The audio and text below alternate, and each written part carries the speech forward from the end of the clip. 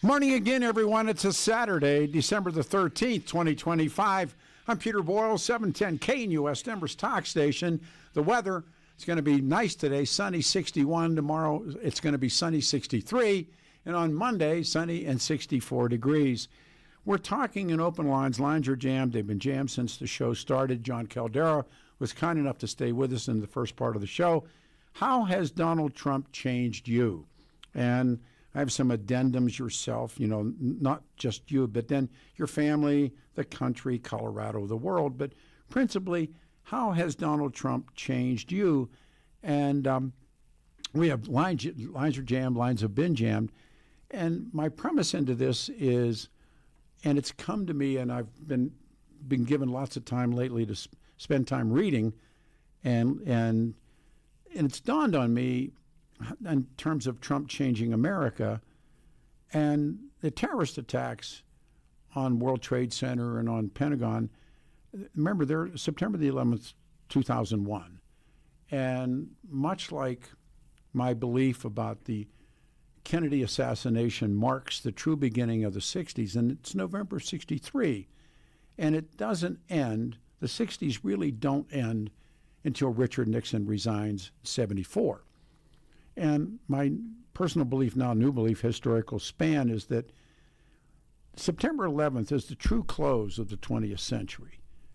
And that event indeed changes many things in our country that have been coming and changing the world. And the United States in 1945 is principally the only country in the world that hasn't been touched and or destroyed by the Second World War. Our banks are still intact, and that's why you get Dunbarton Oaks, and you get the economic principles that are laid on the American dollar. We have become the world's cop, the sadness of Southeast Asia. You go on to all the different things the United States gets itself involved in, different presidents, all to nothing. What economists call basic industry, iron, steel production, those kinds of things, leave the country and go into the third world. And that's the hollowing out of this country. And there's a sign that the American-led global order established after the Second World War becomes fragile, as I mentioned, gets hollowed out. And now, after the 9/11 insanity of Bush and Cheney, and taking these really obsolete solutions and attempting to do it one more time, now comes Donald Trump. Now, given, you can go either way on this, and I haven't even had an opportunity to begin to read many of the text messaging emails this morning, but they're red hot. But I really like to go back to the phones. This is Ralph in the Springs. Ralph, Donald Trump's second term, how has Donald Trump changed you? I think your previous callers have very much been on point. Caldera basically pointed out that Obama changed things by the law, Obamacare. Trump doesn't, he changes things by executive orders.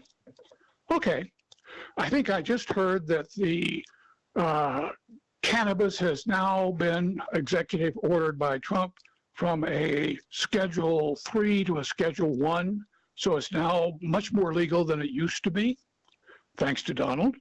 And I think I would just characterize this by saying that what we've done, and I think Cheney Bush is where we really started it, is that now we're changing from a rule of law, which requires Congress to actually get its act together and do some things so we can agree on it, to a rule of decree, which is Trump. Think about Cheney Bush. Remember, they made that comment, wasn't them, it was one of their cabinet, that it didn't matter what the law was because we make our own reality. Yeah, sure. And then we justify it, and that justifies the executive order, right? Okay. Well, that is the point that things really changed. And Trump is just a continuation of it. And the fundamental thing is that we have gone from a rule of law to a rule of executive orders, or a rule of decrees. A mandate, perhaps? Well, that's the question. the theory of the last 250 years was that Americans can't get along with each other too well, but will force everything to go through an old meat grinder, call it Congress, where people have to compromise. With Trump, as one of your callers said just recently on this show, was I'm a Trump supporter because now we can stop compromising. But that will change also.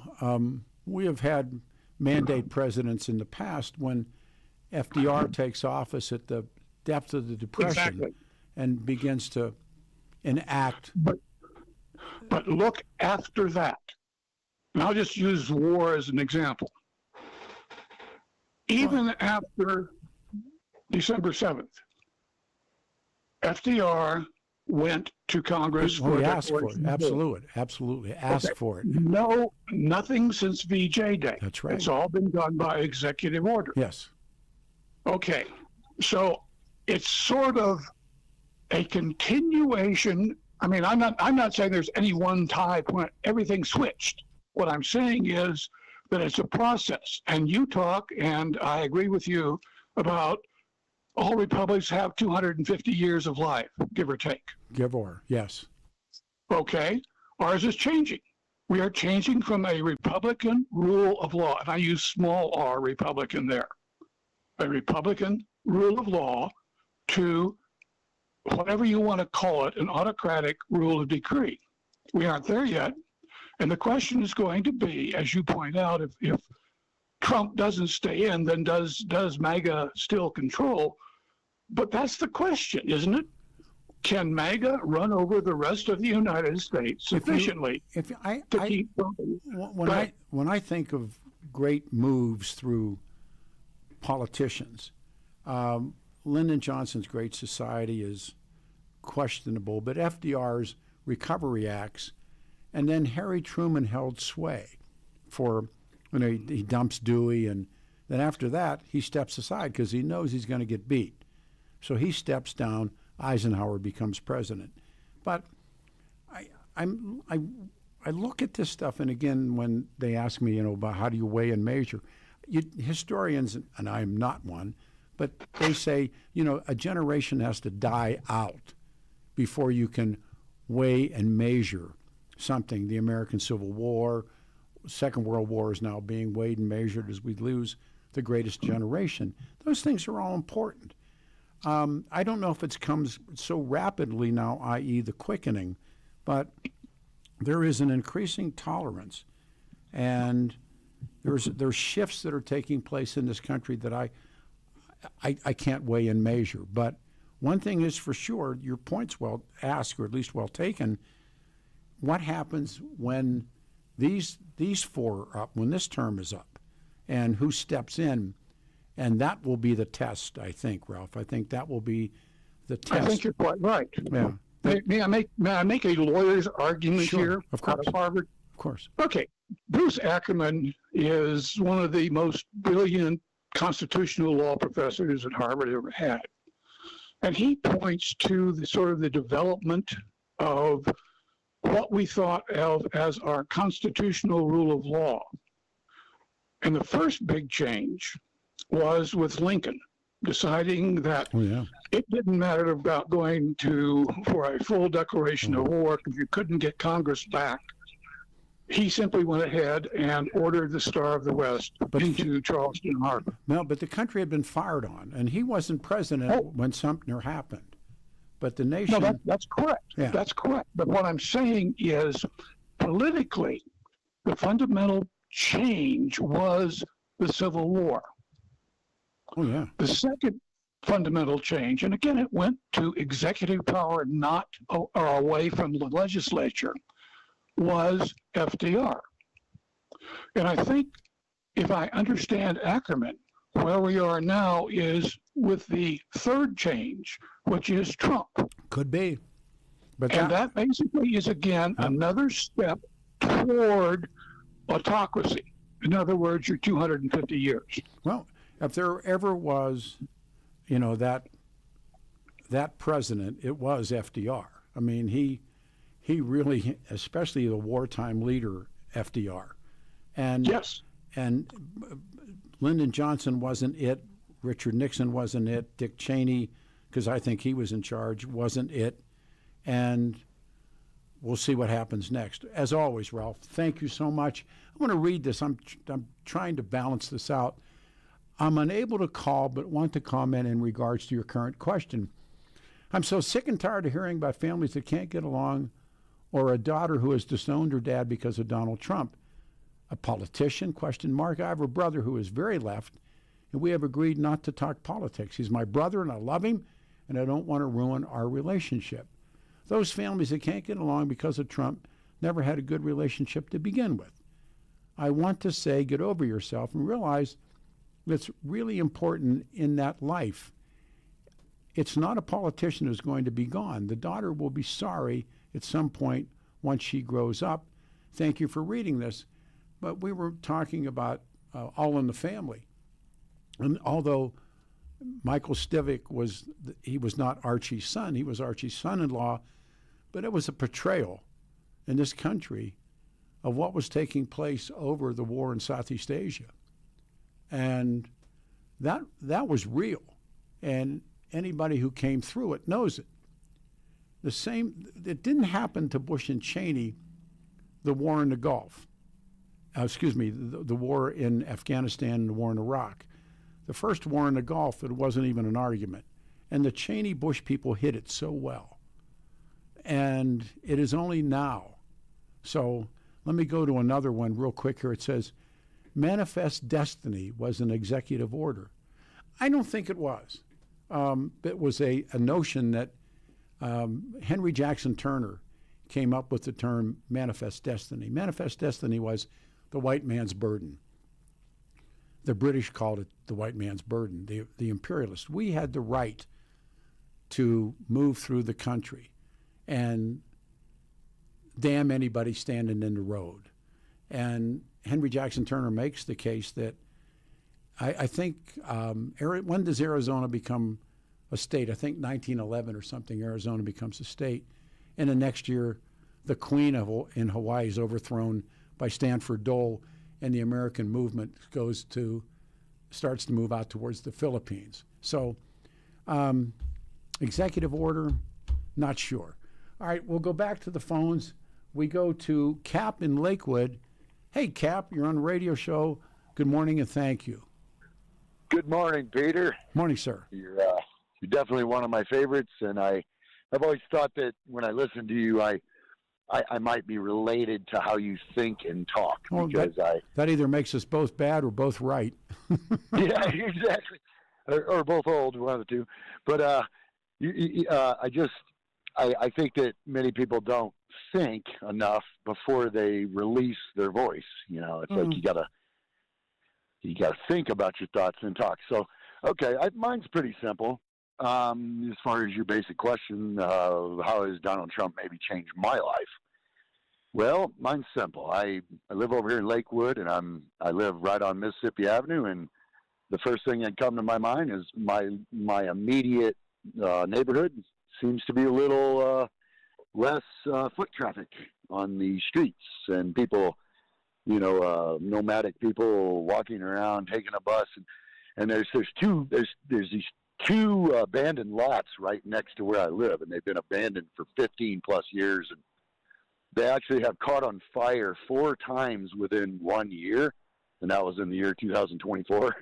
And the Lakewood Police, it just seems to be they're leaving it as a practice site for their new rookies or something. I don't know what it is, but they just won't get a hold of the landowner and say, hey man, you either tear these buildings down or we're going to slap you with a giant fine, and that's what they should do. But so that place I'm talking about has always had homeless people over and over. I've lived here for 8 years, and it just seems to be a little better. There's a lot less foot traffic of people. The general feeling of crime in the metro Denver area seems to be a little lighter, a little better. Hey, do you put that on Trump? I think so. Yeah, I think. Well, okay. Let's say it's on Trump simply because he became the president of that of the political ideology of the right, the conservative, but it's not the individual Trump so much as it is the whole movement. But Colorado, we're tired of crime. We're tired of crime. People were tired of crime, I think.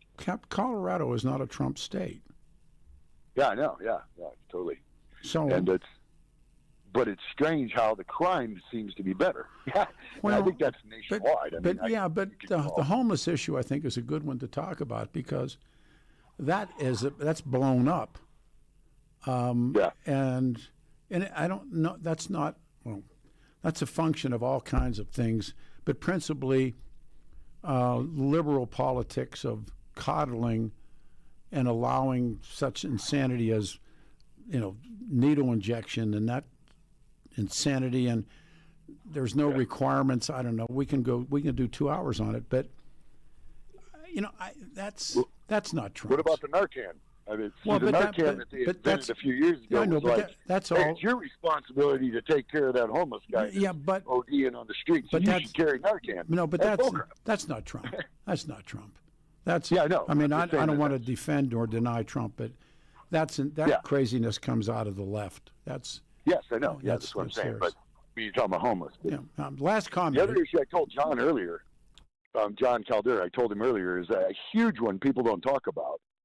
And I heard this from a guy on the web, an attorney I subscribe to. He said a simple point.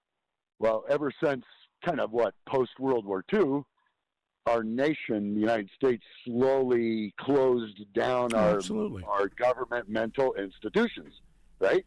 Well, so where are they? Well, and now the people that maybe the poor people that can't afford mental care back in the past would be put into a mental institution by the people, by the government. Cap.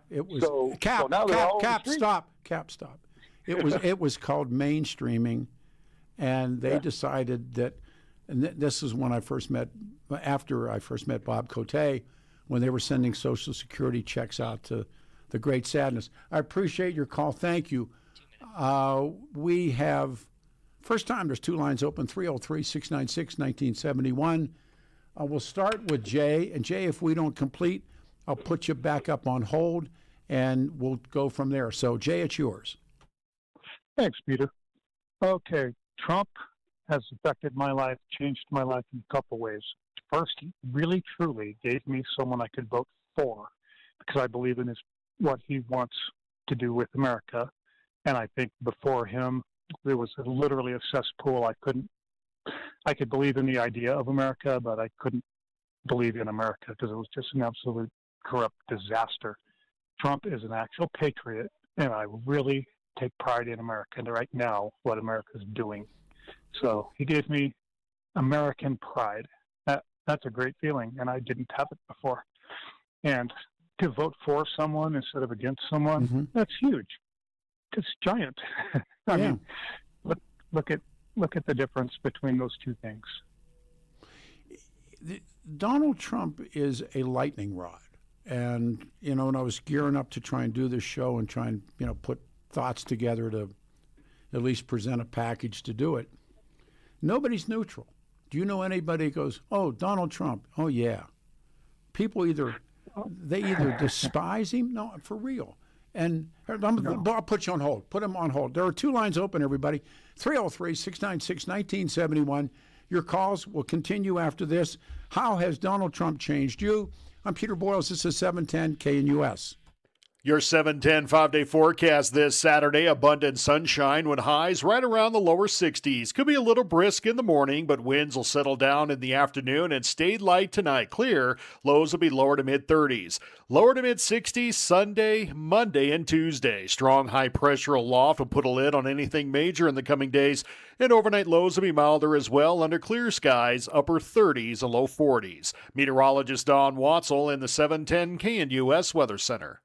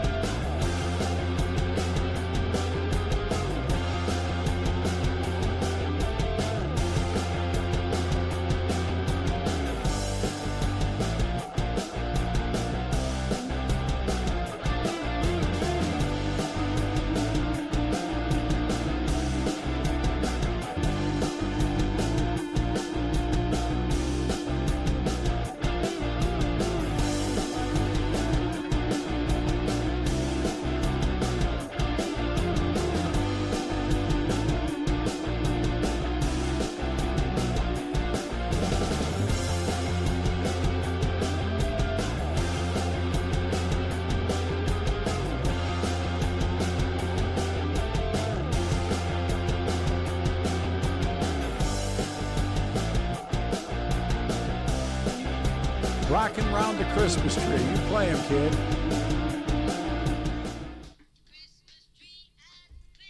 Junior high. Huh? What a song. Thank you. Holiday season on a Saturday, December the 13th. Good morning, everyone. It's going to be a beautiful day. 61 the high, 63 Sunday, Monday, 64. Lines are jammed. Phone is 303-696-1971.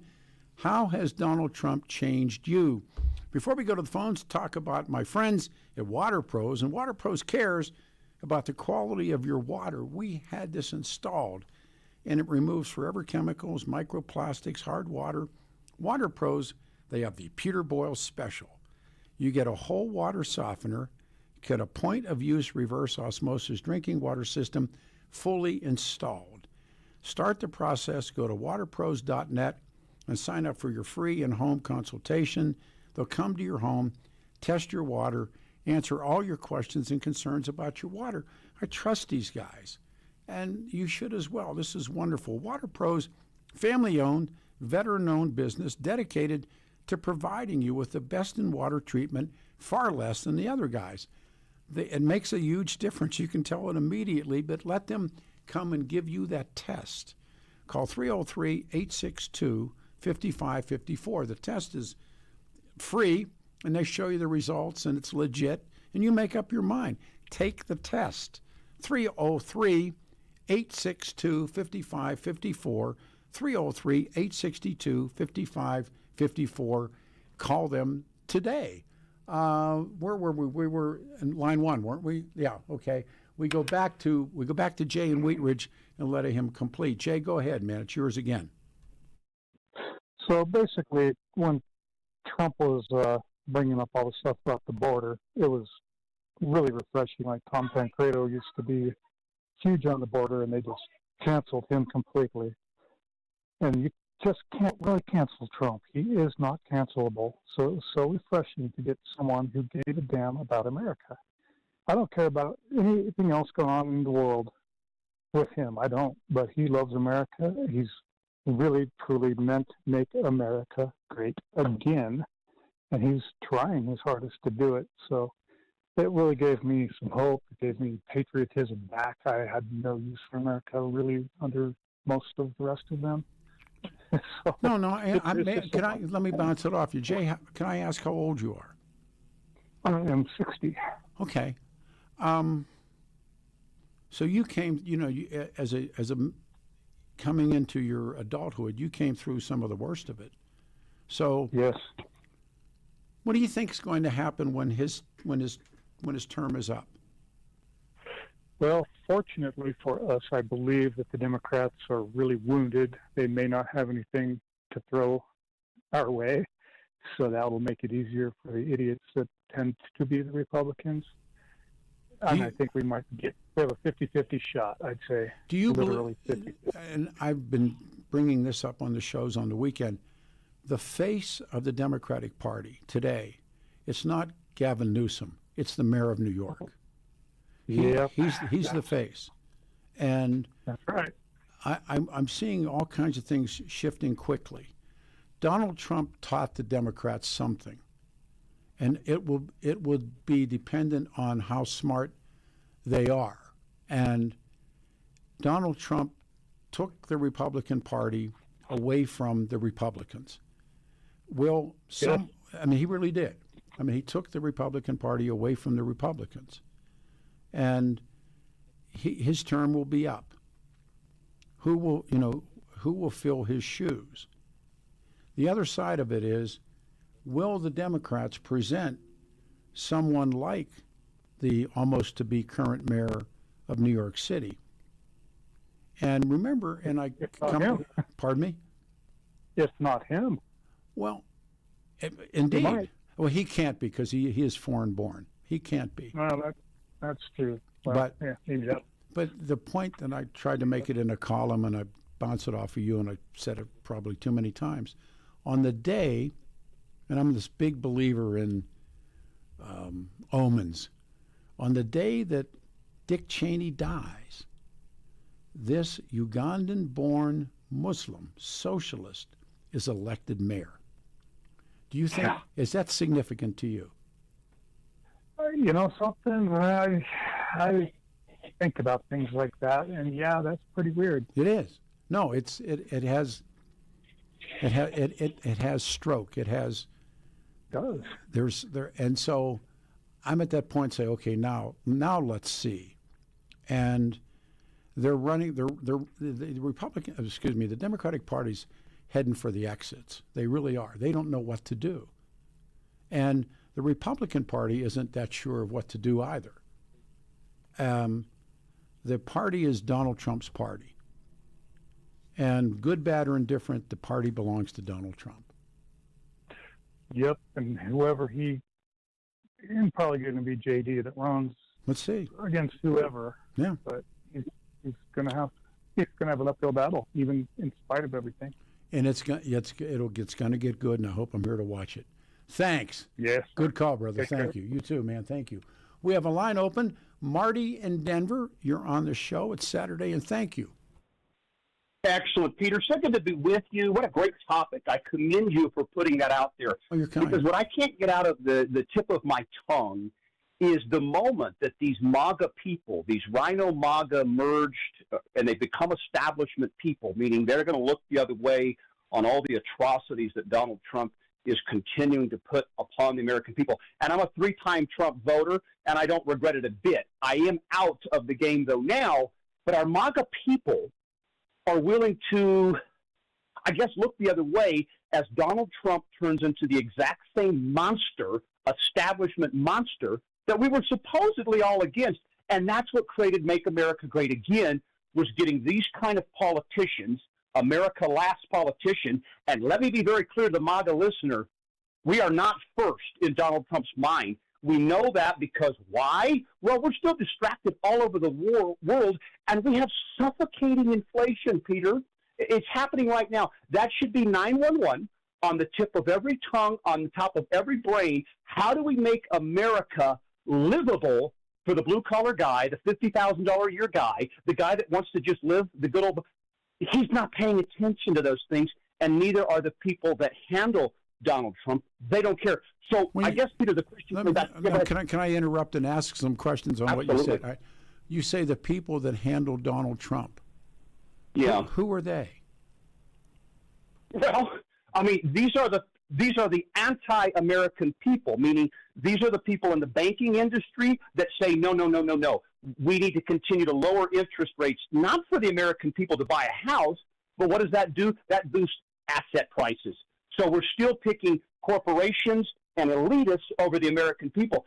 MAGA people that have been demanding, along with Trump, a lowering of the interest rates, that does nothing but cause you more inflation. This is the opposite, because the second interest rates come down, Peter, guess what? My price of my house just went up.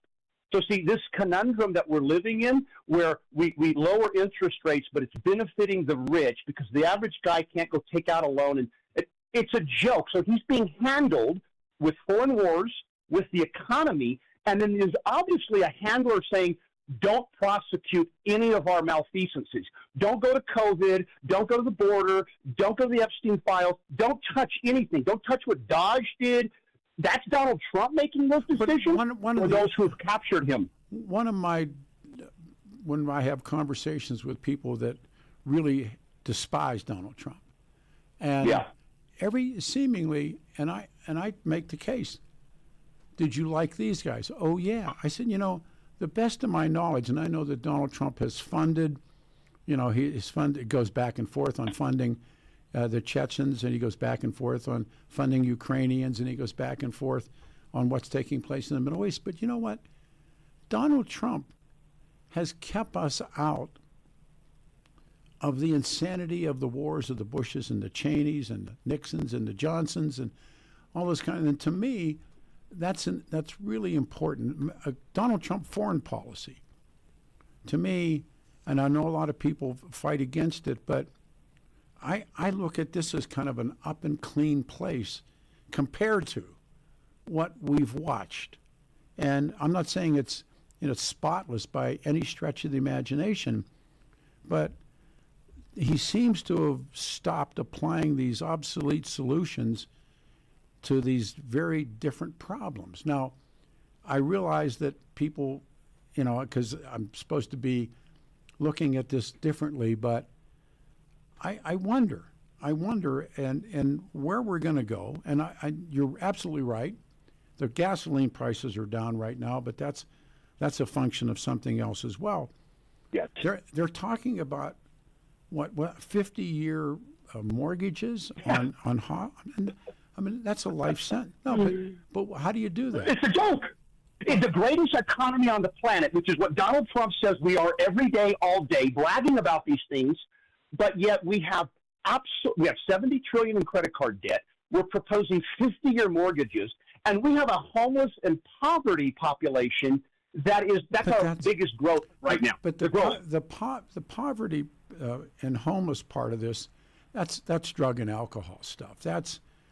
That's looking the other way. There is guys like Bob Cote and others have offered solutions to dominant city governments that are principally liberal Democrats on how to handle that, and they choose not to. What I'm describing. Go ahead. I'm just saying that there are places where there are solutions if someone's willing to look to them, and they're not. And I mean, Cote, when I met Bob almost 40 years ago, he had an answer. And John Hickenlooper didn't want to listen to it. None of these guys wanted to listen to it. The answer was work and sobriety. Instead, they started building these homeless hotels and look at I look at the bike paths and what's happening. And this city, as bad as it is, isn't as bad as other places. And so when I look at this so-called homeless problem, it's a drug and alcohol problem. It's not a homeless problem. And it's a drug and alcohol. It's a hope, but the inflation element. So even if you have that desire as a homeless person, as a drug addict, the average home in America is $450,000. I understand that. You need to make $150 or $200,000 to afford that. I understand. Where's the hope for the homeless person? He couldn't even get a $1,000 a month apartment. Listen. Where does he go? Well, it isn't where he goes. He goes to sobriety. He gets a job, and he begins. There's no homeless. Wait, hang on a second. As a reader of the founders of the country, the framers, they never said 3 hots and a cot. They said no. They said life, liberty, and the pursuit, and that was up to you. And they never said we're going to take care of you. And that's why I think what's happened in New York has happened in New York. There is a question, and it's a philosophical question, and the voice says, "I'll take care of you," and certain people hear that voice, and they want it, and I'll do for you what you will not do for yourself. And this is away from our topic, but it's worthwhile talking about. I will do for you what you will not do for yourself. I'll take care of you. That's a clarion call. You mean you'll take care of me? Hey, let me sign up for that. You mean you'll pay my rent, you'll give me food, and you'll educate my kids, and you'll do these things for me? Yeah. Mm-hmm. Oh, what do you want? What do you want for that? I'll let you know. And usually, and that is what historians call fascism, because people scream fascism and don't know what it means. That's fascism's sweet song. I hear that song, and that song has played out historically again and again and again. So when some idiot like the mayor of Denver says we will build more homeless hotels and we will take more care of you medically, we'll feed you, we'll get, what do I want for that? I'd like your vote, but I'll let you know. And that's where, Marty, I'm serious, that's one of the things that face this country right now that scare the hell out of me. And here's the only pushback on that, Peter, because I think you're right. When the system that our elites create has become so expensive and so prohibitive that you begin to destroy hope and patriotism, and I'll pick up myself and go fight for this country, I'm telling you that spirit is just on the brink of evaporating. And when it creeps into MAGA, see, when MAGA finds out next year that, holy cow, now our money's being affected, because this is not the greatest economy on earth. The stock market has troubles. The housing movement is not going anywhere. When that person wakes up, watch out, America. Donald Trump isn't going to finish this term, Peter, and I think you know that. Well, I don't know it, but certainly there are people that are saying that to me, that, oh, no, he won't last it out. He won't make a full pull. All things aside, the problems, the scenarios, the issues, the standards we're talking about, they're not going to change where there are some people that could get that office and make it a hell of a lot worse. And there's some people that I'm sure that, but why? I'm serious about the mayor of New York. He is a significant player now. Donald Trump, will end somehow, sometime, someplace that ends, and then it's what's next. And what's next is always almost far more important than what's now. I love your call. Thanks, Marty. Good call. Thanks, brother. Peter. All right, thank you. But if you think about it, and again, brilliant historians talk about that, the sweet song of fascism. And when I hear the idiots who scream fascist and then aim it at Trump, they have no idea what a fascist is. They should not be allowed to say it, like they shouldn't be allowed to say Nazi. All right, hang on. It's Saturday, 710 KNUS.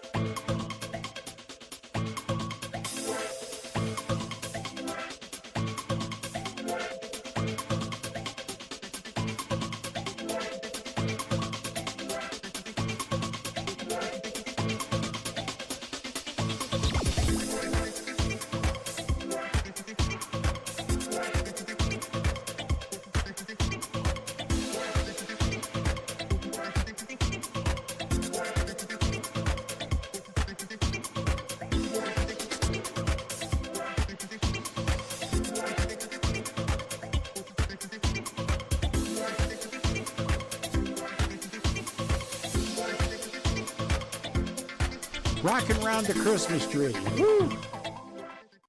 You pick 'em, I'll play 'em. These are blasts out of the past. These are Christmas songs from the 50s. Maybe, well, it has to be the 50s. 710 KNUS Denver's Talk Station on a Saturday, December the 13th, 2025. One line's open, 303-696-1971. Beautiful day, 61 the high, 63 tomorrow, 64 on Monday. How Donald Trump has changed you. A couple of things I want to read in a second, but tell you first about David Ellis. You've heard me telling and talking about taking jewels, taking family heirlooms to David for valuables and get them appraised. It's all true. I'll share some reasons to see David, just in case you don't have a Rolex watch, you don't have a rare coin set, you don't have a silver tea set. We see David for all the most meaningful gift-giving occasions. David Ellis Jewelers has just the right items, just the right price. Very special people that mean the most. Antique watches, emerald pendants, gold necklaces, diamond rings. Buying precious metals and antiques in Colorado for decades. Dazzling cases filled with hundreds of new and used pieces your loved ones will treasure. Visit David Ellis Jewelers. See for yourself the black awning on the corner of 3rd and Clayton and Cherry Creek. He's there as we speak 6 days a week. Explore davidellisjewelry.com. Call my friend David at 303-322-8779. 303-322-8779 and tell David Peter Boyles sent you. This guy's been sending me text messages about, and they're always come back to the toy run. And his words of wisdom this morning, right, Pete, what people won't do for themselves, like buy a toy for their kid who's already paying, buying a toy for their kid who we are already paying for. Funny how you like some parasites. For almost 30 years, we've done the toy run. We did it last Sunday. That's right. Picked up, just amplified the cold. And the way I don't need to explain it. Maybe I need to explain it. The toys go to the kids and their and their brothers and sisters, and the bikers bring the toys. And it's not for the holidays so much as it is for year round.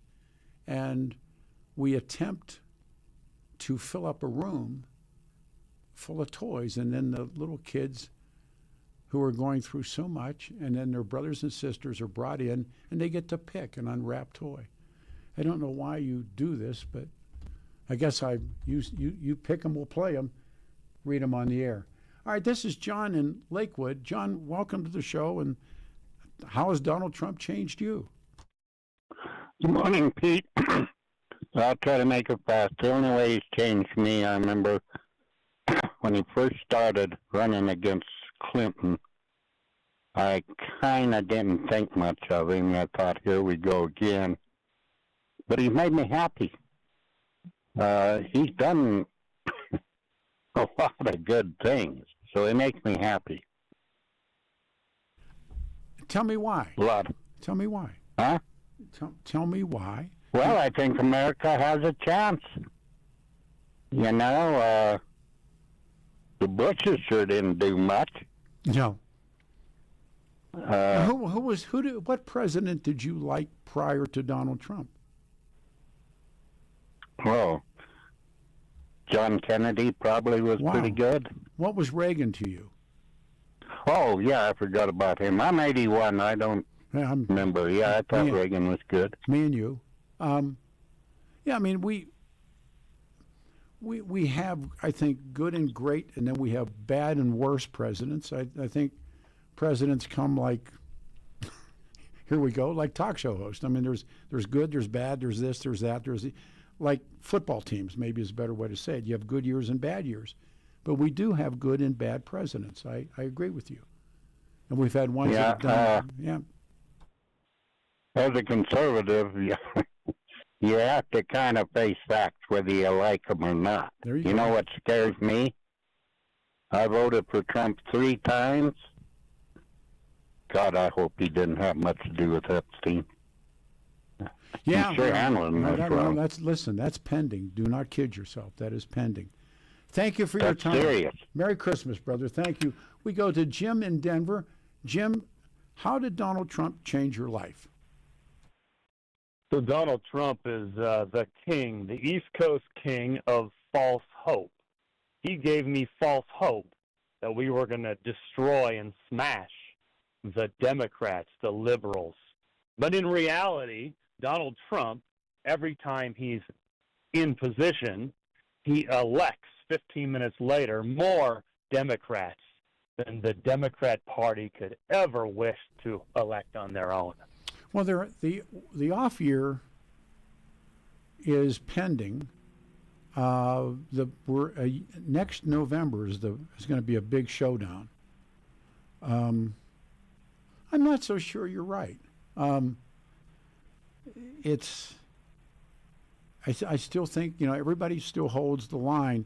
This pending, we're going into the 2026, and that November, of course, will be governor. I think both of our senators, the governor, a lot of Congress seats. That's the showdown. And once again, Colorado, I wrote this on my worksheet. Colorado is not a Donald Trump state. It hasn't Not at been all. either time. So And it won't ever be as well. So you've got to look at the number of so-called conservatives that are announcing their retirements and right now ahead of time for this next upcoming year. you don't think So they'll- the retirements, See, because there are Democrats that are stepping back too. I don't see I don't see one party having sway over getting out. A lot of people, you're right, they see themselves either being primaried and it's on both sides, by the way. but at the current date, I mean, yesterday there was the announcement and the injection of $40 billion a month going into the banks to Yes. stabilize our economy that is no longer the greatest economy on the planet. Who is if not this country, who's the greatest economy in the world? Oh, no, it's this country because Yeah. of debt. I was going to say. And well, from 2022 through 2025, the debt creation was dampened. absolutely. And now we are creating debt once again. In fact, 20 trillion was injected just yesterday, and it's going to happen every month until the foreseeable future. And nobody's telling us real conservatives about this. They're blaming Democrats for spending all this money and running up debt. But in reality, Donald Trump outspent Yes, he every did. liberal prior to him. Well, And he would like to have negative interest rates that would put our spending and our debt creation he's- into hyperdrive. yeah, no, he's at odds with the Fed, and the Fed's a whole separate argument. But How on earth? he's at odds with the Fed. You're right about that. And I'm not in a position of defending or denying, but trying to look at it realistically. The argument with the Fed, but then moments ago we had the caller on and was talking about young people today in this country can't seem to afford to buy homes. And They can't afford to carry on their family name and have children, Pete. My goodness. oh, hang on. Donald Trump is going to start giving $1,000 to American women Yeah, I know. to have children this July the 4th. That's our Independence Day. Well, that's what's happened, and it's all part of when empires fail too. If you read Gibbon and read other Agreed. historians, the birth rate dwindles. The birth rate, but one of the things when you read about I'm reading a book now about the Great American Depression. It's called 1929, and it's really good. But one of the cases that have been made is when the Great American Depression hit, there were still family farms in this country. It's a really interesting or unique side. 70% of the nation lived on farms. That Yes. you could go back to the farm, and Yes. we can't do it. Productivity. Yeah. Hey, Jim, that's a good call, man. Well, smart call. Take care, Pete. Thank you, sir. All right, everybody. Quick turn coming, 710 KNUS, Denver's talk station. It's a Saturday.